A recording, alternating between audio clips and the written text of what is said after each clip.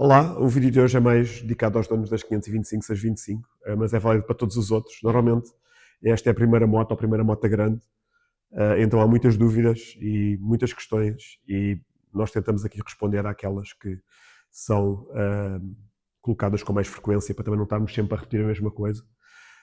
E pronto, a moto está fantástica, o painel está fantástico e infelizmente para mim a Voz decidiu colocar ali indicação da temperatura do líquido de arrefecimento de duas formas. A forma gráfica, através de um sistema de barras, e também em forma numérica, onde aparece a temperatura em graus centígrados do líquido de arrefecimento. E o que acontece é que muitos proprietários levam daqui a moto e de repente vêm atingir ali 100 graus e param e ligam e dizem que, pronto, querem saber se há algum problema por o líquido de arrefecimento chegar aos 100 graus. A resposta curta, não há problema nenhum, é mesmo assim.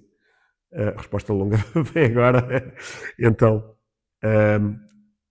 o nosso motociclo depende do motor para se mover, obviamente. Ora, então, o nosso motor é um motor que é de combustão interna, é um motor que funciona segundo o ciclo de Otto e, portanto, neste tipo de ciclo nós queimamos um combustível que faz expandir o ar algumas dezenas de vezes, que vai provocar energia cinética.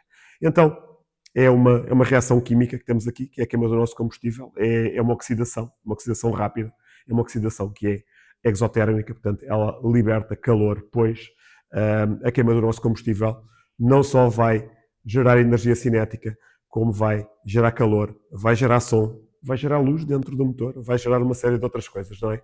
Então nós queremos aproveitar ao máximo o rendimento que o nosso combustível nos dá para a energia cinética e a seguir temos que gerir o ruído que a reação química faz e também temos de gerir o calor, porque o nosso motor é feito de metal e o metal, com o calor, ele expande. Nós temos, portanto, dilatações.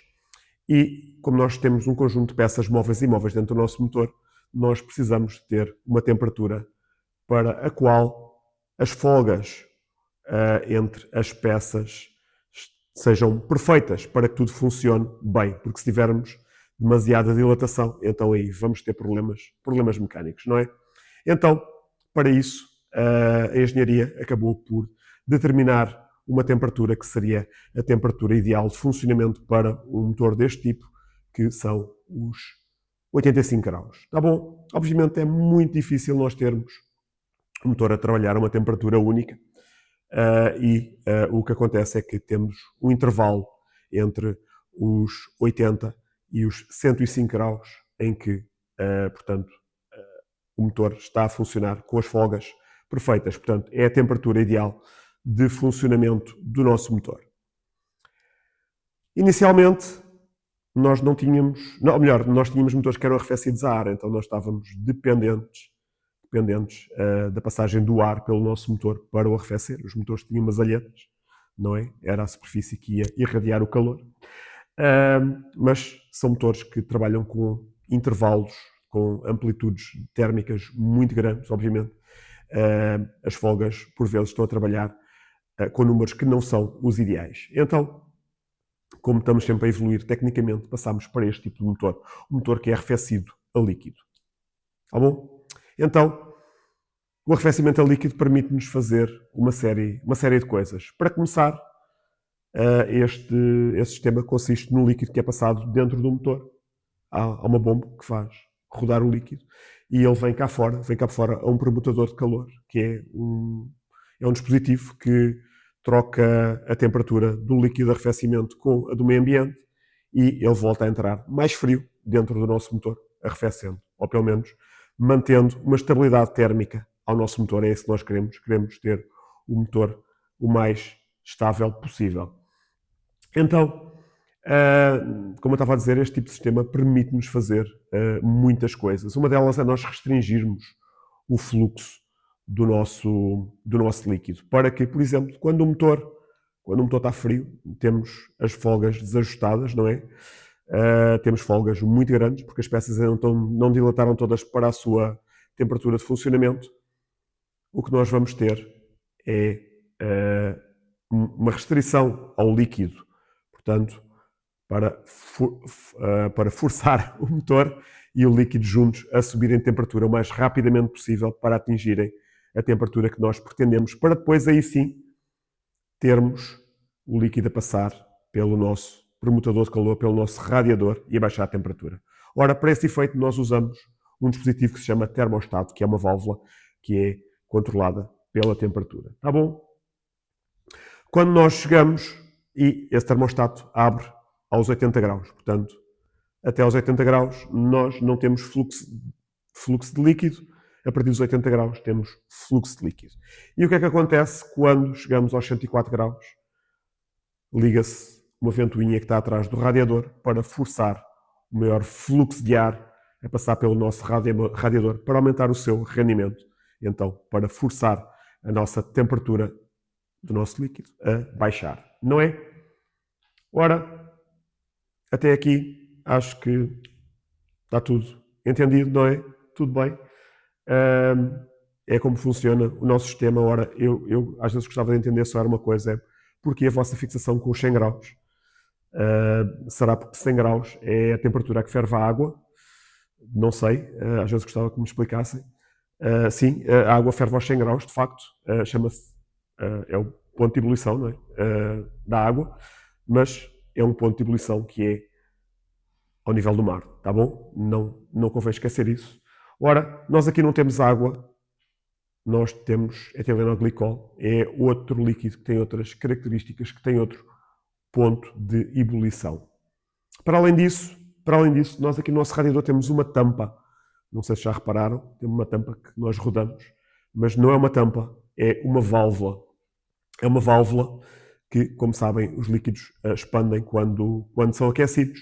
Então, é uma válvula que permite que quando o líquido aumenta de volume dentro do nosso motor, ele possa sair aqui para fora e vir aqui a um vaso de expansão que está aqui em baixo. Certo?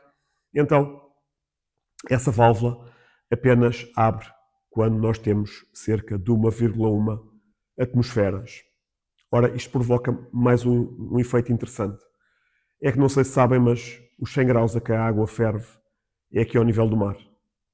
Se vocês forem para o topo da Serra da Estrela, ela vai ferver aos 90.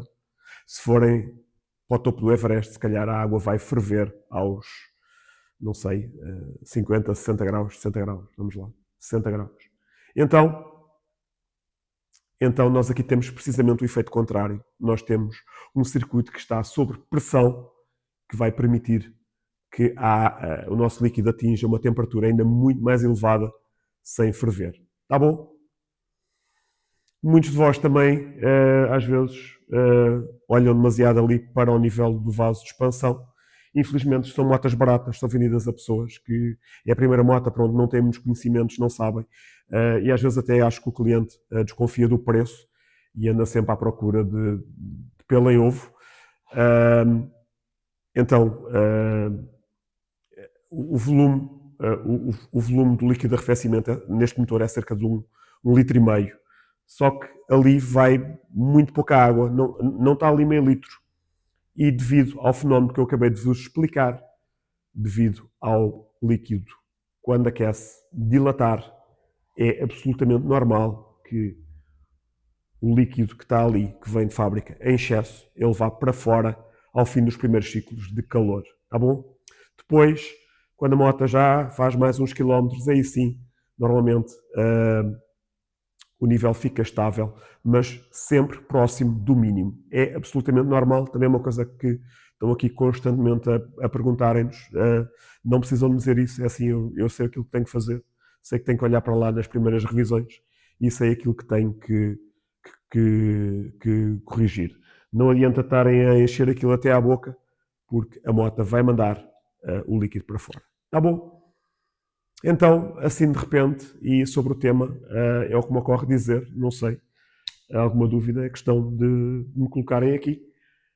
E pronto, ficamos por aqui. Espero que tenham achado o conteúdo do vosso interesse e até o próximo vídeo.